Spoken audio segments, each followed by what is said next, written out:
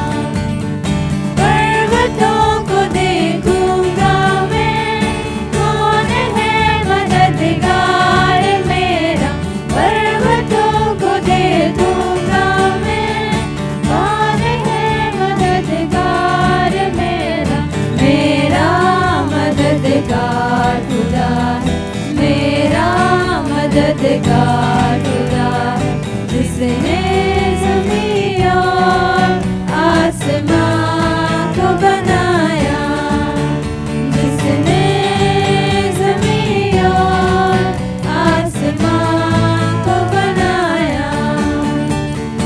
पर्वतों को देखूंगा मैं,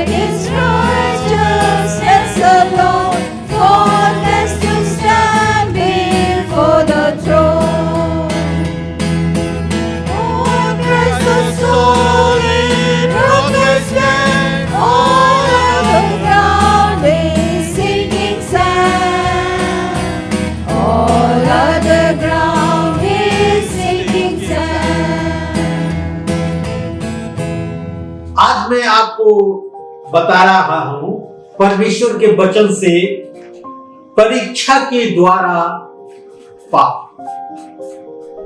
परीक्षा के द्वारा पाप, द टेम्पटेशन ऑफ सिन हमें और आपको शैतान परीक्षा में लाता है कि हमें और आपको नष्ट करने पाए। याकूब की पत्री उसके 1 अध्याय के 13 पद में लिखा है, जेम्स चैप्टर 1 वर्स 13, जब किसी की परीक्षा हो तो यह न कहे कि मेरी परीक्षा परमेश्वर की ओर से होती है, क्योंकि न तो बुरी बातों से परमेश्वर की परीक्षा की जा सकती है और न वो किसी की परीक्षा आप करता है। तो जब हमारी परीक्षा होती है तो हम यह ना कहें कि ये परीक्षा परमेश्वर की ओर से होती है। परमेश्वर हमारी परीक्षा नहीं करता। फिर हमारा जो सबसे विरोधी है, दुश्मन है, शैतान, वो हमारे जीवन में परीक्षा लाता है। परीक्षा एक इच्छा है और प्रलोभन है। परीक्षा एक इच्छा और प्रलोभन है जो हमें वो काम करने के लिए मजबूर करता है या वो काम करने के लिए उस्काता है जो हमें नहीं करना चाहिए। जो हमें नहीं करना चाहिए वो काम करने के लिए हमें प्रलोभन देता है। परीक्षा एक व्यक्ति के स्वभाव के द्वारा आता है और शैतान हमारे स्वभाव को इस्तेमाल करता है।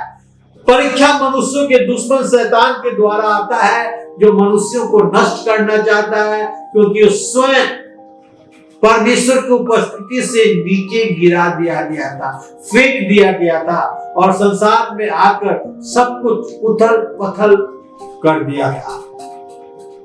जब एक व्यक्ति पाप स्वभाव से मनुष्य के साथ, जब व्यक्ति पापी स्वभाव के मनुष्य के साथ समय बिताता है तो पापी मनुष्य के द्वारा उसके जीवन में परीक्षा आ सकती है। यदि पापी लोगों के संगति में हम रहते हैं, पापी लोगों के संगति में उठते बैठते हैं तो उनके द्वारा हमारे जीवन में परीक्षा आ सकता है। परीक्षा परिस्थितियों के द्वारा आ सकता है कि हम किस परिस्थिति में हैं, किस संगति में हैं, क्या हम गलत लोगों के संगति में हैं, क्या गलत परिस्थिति में हैं। उनके साथ जो गलत करते हैं हम उनके साथ हैं तो हम भी उनके साथ गलत कर बैठते हैं और परीक्षा में पड़ जाते हैं। प्रभु यीशु मसीह ने जब हमें प्रार्थना सिखाया तो सिखाया कि हमें परीक्षा में न ला। हे परमेश्वर में परीक्षा में न ला, क्योंकि बड़े बड़े लोग परीक्षा में पढ़कर टूट जाते हैं, अपने विश्वास से भटक जाते हैं। हमें भी प्रार्थना करना चाहिए कि हमें परीक्षा में प्रभु तुम न ला। आज का मेरा पहला परीक्षा है, डेविल इज ए टेम्प्टर। शैतान परीक्षा लाता है। जिस प्रकार हमने पढ़ा परमेश्वर परीक्षा नहीं लाता, परीक्षा कौन लाता है? शैतान लाता है।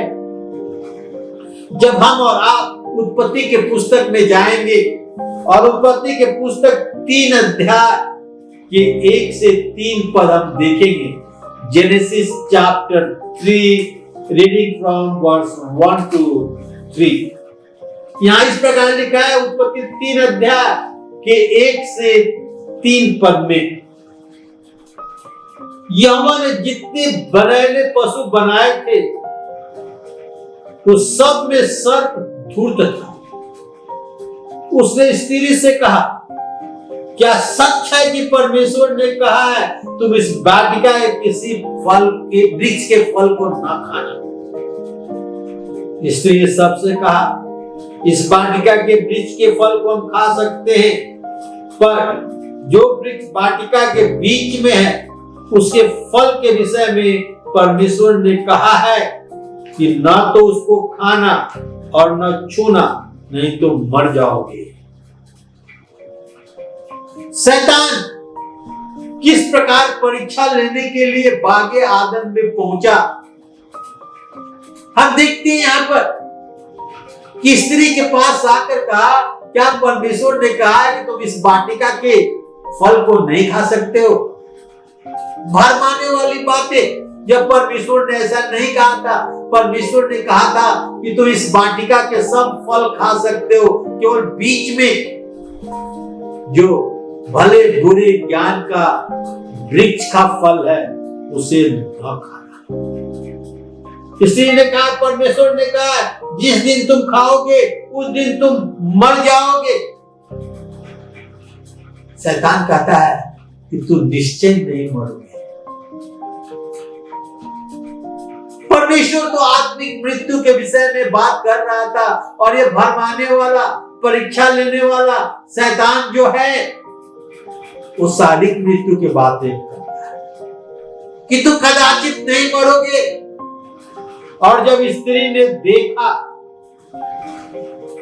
तो फल खाया और आदम हवा को परीक्षा में डालकर पाप कराया और उन्हें परमेश्वर के संगति से बागे आदम से दूर जाना पड़ा, क्योंकि उन्होंने परमेश्वर पर विश्वास नहीं किया, परमेश्वर के बातों को उल्लंघन किया और शैतान के बात में आकर और वो फल जिसे खाने के लिए उन्हें मना किया गया था खाया। उत्पत्ति की पुस्तक उसके 3 अध्याय के 7 पद में उन्हें मालूम हुआ कि वे नंगे हैं। 7 पद में आपके पढ़ना चाहता हूं। तब उन दोनों की आंखें खुल गई और उनको मालूम हुआ कि वे नंगे हैं। उन्होंने अंजीर के पत्ते तोड़कर लंगोट बना लिए। शैतान कहा था तुम निश्चय नहीं मरोगे, और सचमुच वो शारीरिक रूप से तो नहीं मरे पर आत्मिक रूप से मर गए, पाप के अधीन हो गए और उन्होंने अपने आप को नंगा पाया। इसके पहले वो नंगा नहीं थे, परमेश्वर से मिलते थे, आपस में मिलते थे, वह उन्हें महसूस नहीं हुआ कि वो नंगा है। पर जो ही उन्होंने उस फल को खाया, जो ही उन्होंने फल को खाया और पाप में पड़ गए, परमेश्वर के आज्ञा का उल्लंघन किया, तो वे अपने आप को नंगा पाया, पाप के अधीन हो गए और आत्मिक रूप से मर गए। अय्यूब के पुस्तक में हम जाएंगे, वहां 1 अध्याय में देखेंगे परमेश्वर अपने लोगों के जन बैठा हुआ था और शैतान इधर उधर से घूमते फिरते वहां पर आया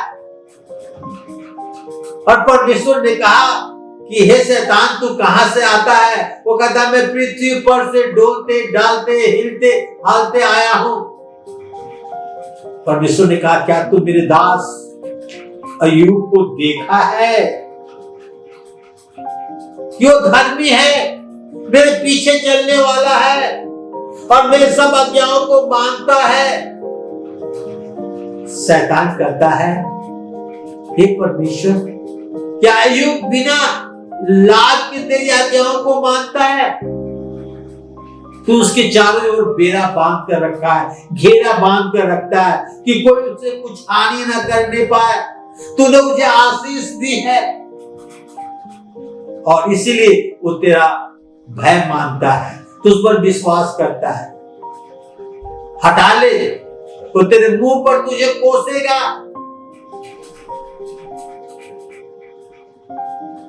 परमेश्वर शैतान से कहता है कि जा अय्यूब का सब कुछ तुम्हारा है, उसके शरीर पर हाथ न लगाना। और हम आप जानते हैं किस प्रकार परीक्षा में शैतान अय्यूब को डाला। धन दौलत सब कुछ नाश हो गया, पूर्वियों में धनी था, कंगाल हो गया, उसके बेटी मार डाले गए।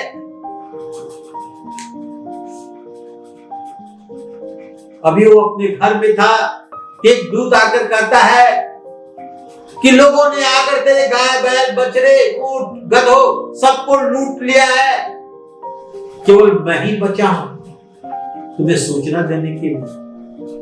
फिर उसको बोला, उसके बाद एक दूत आकर कहता है तेरे बेटे बेटियां घर में आनंद मना रहे थे और वो सब के सब मारे गए, केवल मैं ही एक बचा हूं कि तुझे ये दुखद सुसमाचार सुनाऊं। उसके बाद अय्यूब के सर से लेकर पांव के अंगूठे तक बड़े बड़े फोड़े हो गए। शैतान ने डाल दिया और वो राख पर बैठकर ठीकरे से अपने फोड़ों को खुजलाया करता था। अय्यूब की बीवी कहती है कि मर जा तो मर जा, अब परमेश्वर को कोस। वो कहता है तू मूढ़ स्त्री सी बात करती है, परमेश्वर जो हमें सुख देता है तो उसके हाथों से दुख न ले। इन सब बातों में भी अय्यूब ने कोई गलत काम नहीं किया, कोई पाप नहीं किया, परमेश्वर को नहीं कोसा। तो शैतान अय्यूब का परीक्षा लिया और वो अपने परीक्षा में जय पाया और लिखा है कि परमेश्वर ने उसे पहले से दूनी आशीष दी, दूनी और सुंदर बेटी बेटियां उत्पन्न हुई, पहले से दूना उसे आशीष मिला, धन दौलत और सब कुछ। शैतान जो हमारा परीक्षा लेने वाला है, मत्ती सुसमाचार उसके 4 अध्याय के 1 से 10 पद पढ़ते हैं तो शैतान प्रभु यीशु मसीह की परीक्षा ली। 40 दिन प्रार्थना उपवास करने के बाद जब प्रभु यीशु मसीह लौट रहे थे तो शैतान ने कहा कह दे इन पत्थर से की रोटियां बन जाए। तो ये प्रभु यीशु मसीह भूखे थे, उन्हें रोटी की आवश्यकता थी, पर प्रभु यीशु मसीह उसके परीक्षा में नहीं आए। उन्होंने कहा कि मनुष्य केवल रोटी से नहीं परंतु हर एक वचन जो परमेश्वर के मुख से निकलता है जीवित रहेगा। शैतान उसे मंदिर के कंगोरे पर ले गया और कहा अपने आप को नीचे गिरा दे। लिखा है तो सब दूतों को आज्ञा देगा कि तुझे हाथों हाथ उठा लेंगे। प्रभु यीशु मसीह ने शैतान से कहा तू अपने परमेश्वर की परीक्षा न कर। फिर ऊंचे स्थान पर ले गया और संसार के सारे विभव महिमा धन दौलत सोना चांदी सब कुछ दिखाकर कहा यदि तू गिरकर मुझे प्रणाम करे तो ये सब वस्तुएं मैं तुझे दे दूंगा। कब ये वस्तुएं शैतान की थी और कब शैतान प्रभु यीशु मसीह को दे सकता था? सारी जग का सृष्टिकर्ता तो प्रभु यीशु मसीह है। प्रभु यीशु मसीह ने शैतान को उत्तर दिया, लिखा है कि तू अपने परमेश्वर की उपासना करना और केवल उसके आगे झुकना। और प्रभु यीशु मसीह ने शैतान को डांटा और शैतान वहां से दूर चला गया। तो हम देखते हैं कि परीक्षा लेने वाला शैतान है जो मनुष्यों की परीक्षा लेता है, जो मनुष्यों को नाश करना चाहता है, परीक्षा में डालकर पाप बढ़ाना चाहता है और पाप जो बढ़ जाता है तो मृत्यु को उत्पन्न करती है, नरक में डाले जाते हैं। परीक्षा लेने वाला शैतान है। दूसरा point, tempted by evil desire, tempted by evil desire, बुरी अभिलाषा के द्वारा परीक्षा में पड़ना, बुरी अभिलाषा के द्वारा परीक्षा में पड़ना।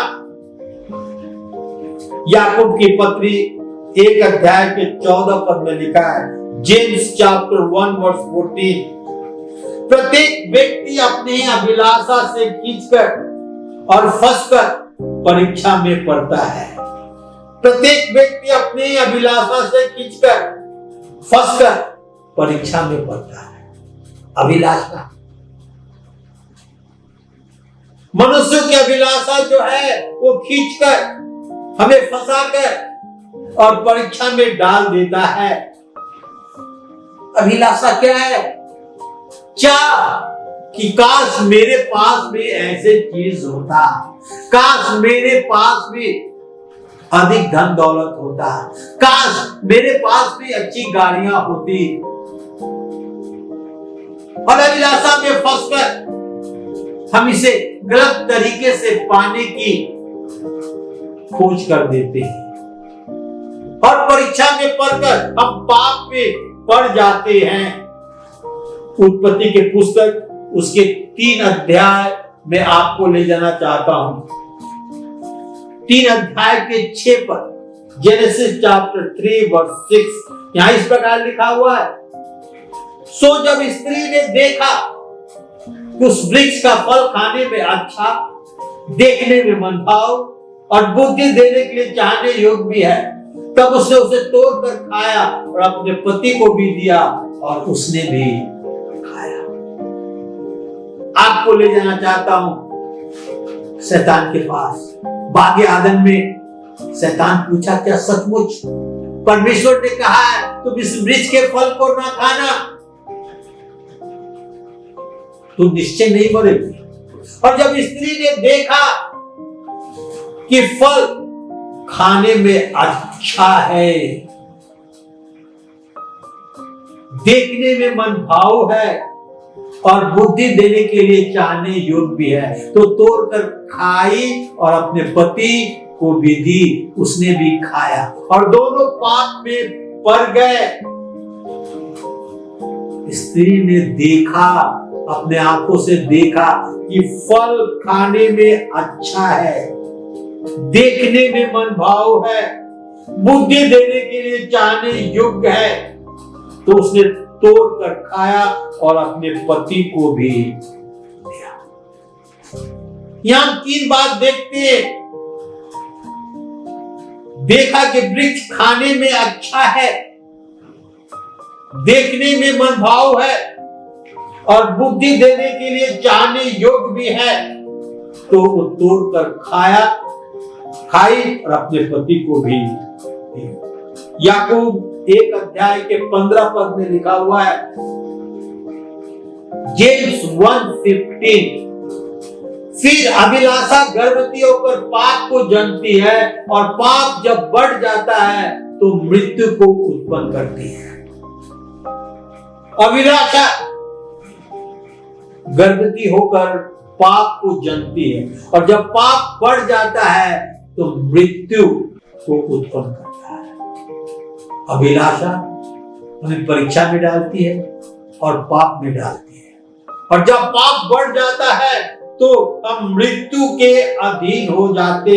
फिर अभिलाषा गर्भवती होकर पाप कर जन्मती है और पाप जब बढ़ जाता है तो मृत्यु को उत्पन्न करता है। पहला राजा उसके 21 अध्याय के 2 पद मैं आपके सामने पढ़ना चाहता हूं। फर्स्ट किंग, हम जाएंगे पहला राजा में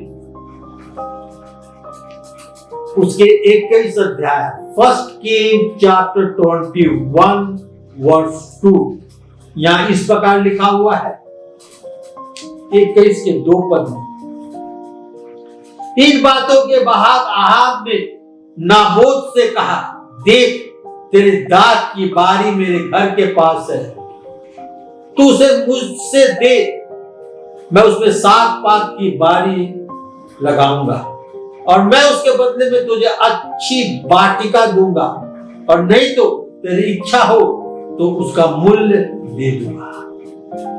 आहाब जो था नाबोत से कहा कि अपने दाख की बारी मुझसे बेच दे या उसे बदल ले दूसरे जगह के बदले में। आहाब कौन था? राजा था, उसके पास बहुतायत थी, सब कुछ था। फिर अभिलाषा में फंसकर नाबोत के दाख की बारी को वो लेना चाहता था। नाबोत कहता है ये मेरे पुरखाओं की प्रॉपर्टी है, मैं इसे ना बेचूंगा। और आहाब राजा जो था बहुत दुखी हुआ कि ये बारी हमसे बेचना नहीं चाहता, हमें देना नहीं चाहता, और उसने खाना ना खाया और जाकर सो गया। उसकी पत्नी जब उसे देखी तो पूछी, क्या बात है कि तेरे मन में उदासी छाई है और तूने खाना भी नहीं खाया?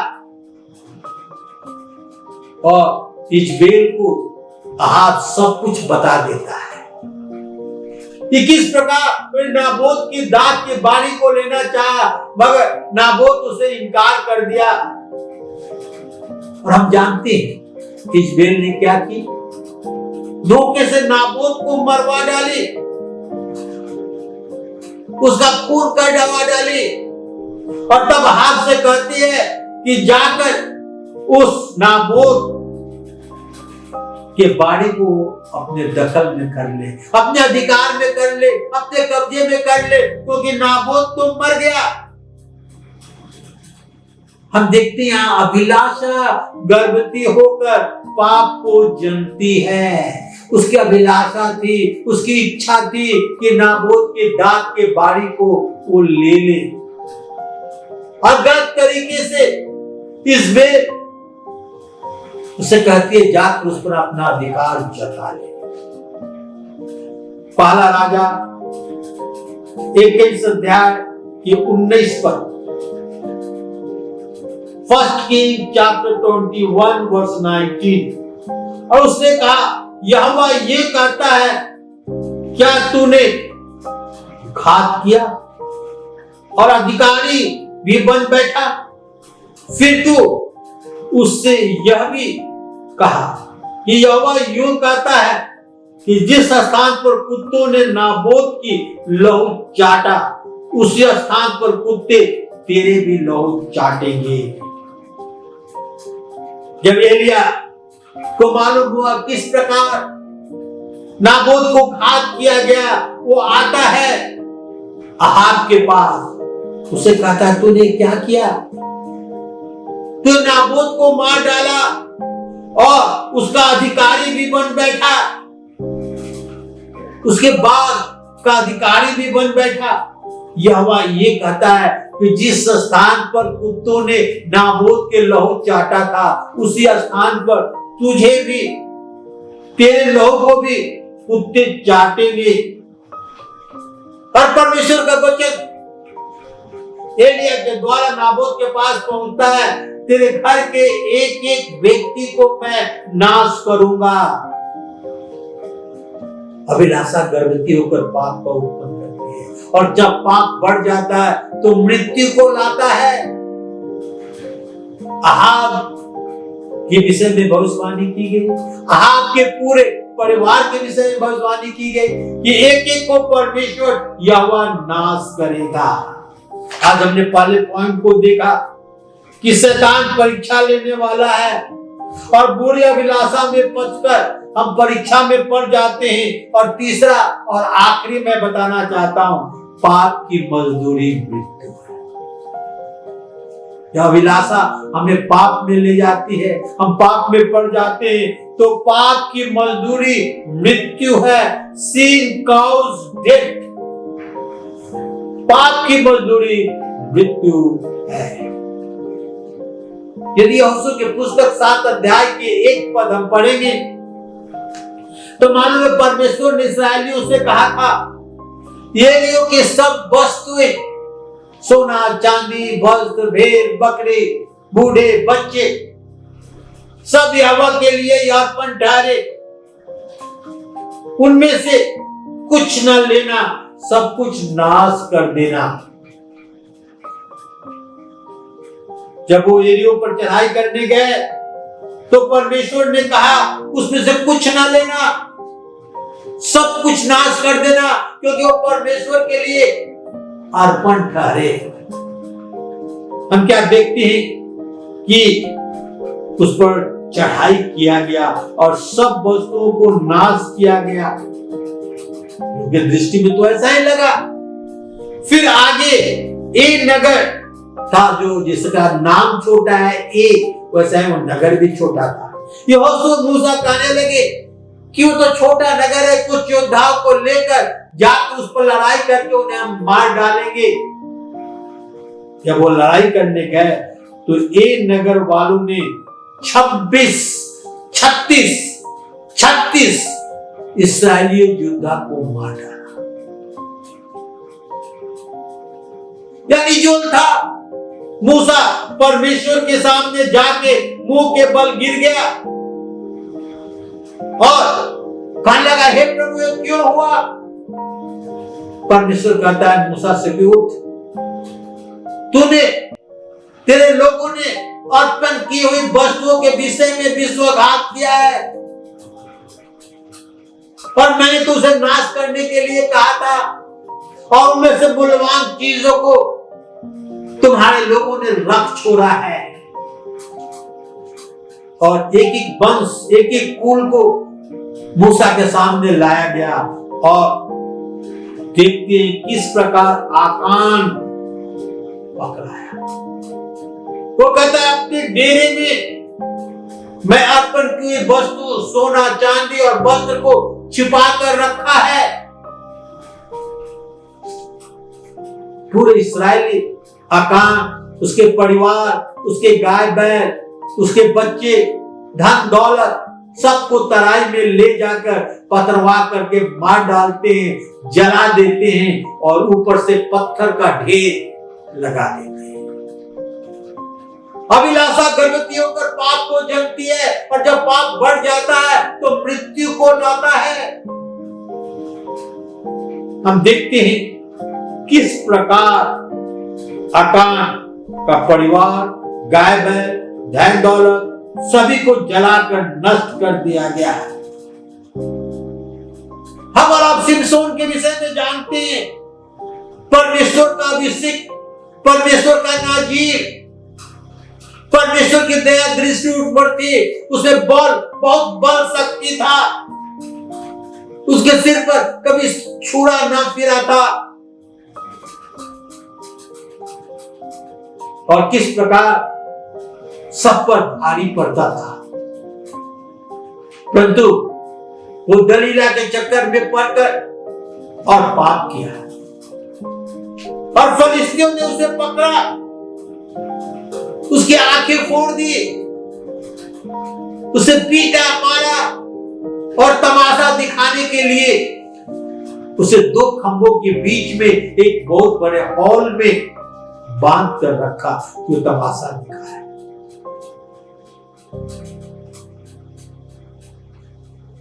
सिमसोन तो परमेश्वर के लिए नाजीर था, अभिषिक्त किया हुआ व्यक्ति था, उसके सिर पर छुरा ना फिरा था, परंतु जब वो पाप किया, अपने आप को अशुद्ध किया, फरिश्तियों ने उसे पकड़ लिया और बड़ी दुर्दशा उसके साथ हुआ।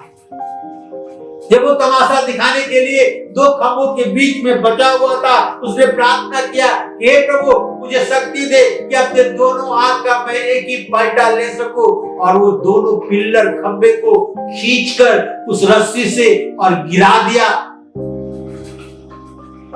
और बहुत सारे फलिस्ती लोग उस हॉल में दबकर मर गए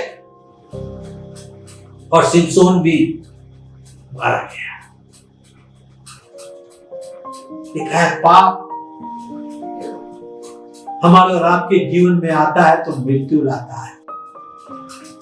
मत्ती के सुसमाचार उसके 26 अध्याय के 41 पद में प्रभु यीशु मसीह ने कहा, जागते रहो और प्रार्थना करते रहो कि तुम परीक्षा में ना पड़ो। जागते रहो, प्रार्थना करते रहो कि तुम परीक्षा में ना पड़ो। आत्मा तो तैयार है परंतु शरीर दुर्बल है।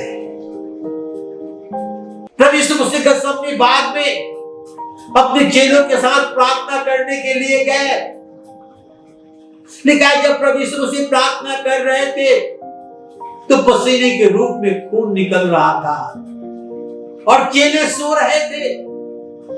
प्रभु यीशु मसीह ने उनसे कहा, जागते रहो, प्रार्थना करते रहो कि तुम परीक्षा में ना पड़ो, क्योंकि आत्मा तो तैयार है परंतु शरीर दुर्बल है।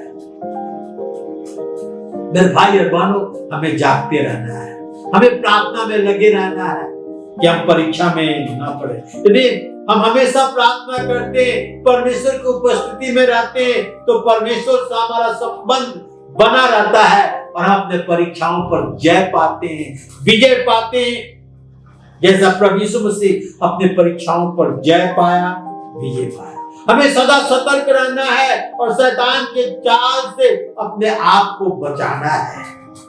शैतान जो है वो हमारी परीक्षा लेता है, हमें बुरी अभिलाषा में फंसाकर और परीक्षा में डालता है, और परीक्षा में डालकर जब पाप में डलता है और पाप जब बढ़ जाता है तो पाप मृत्यु को उत्पन्न करती है।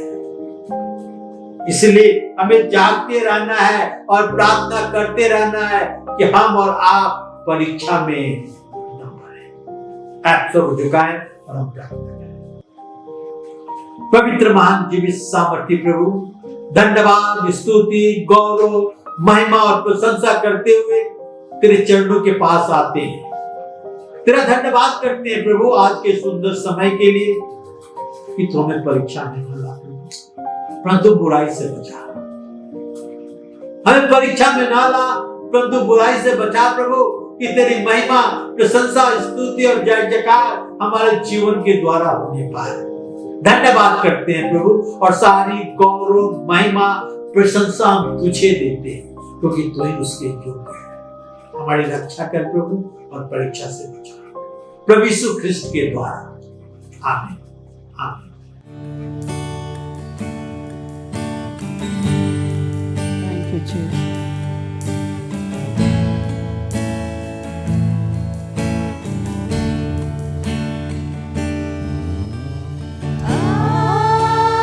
यीशु पास आजा,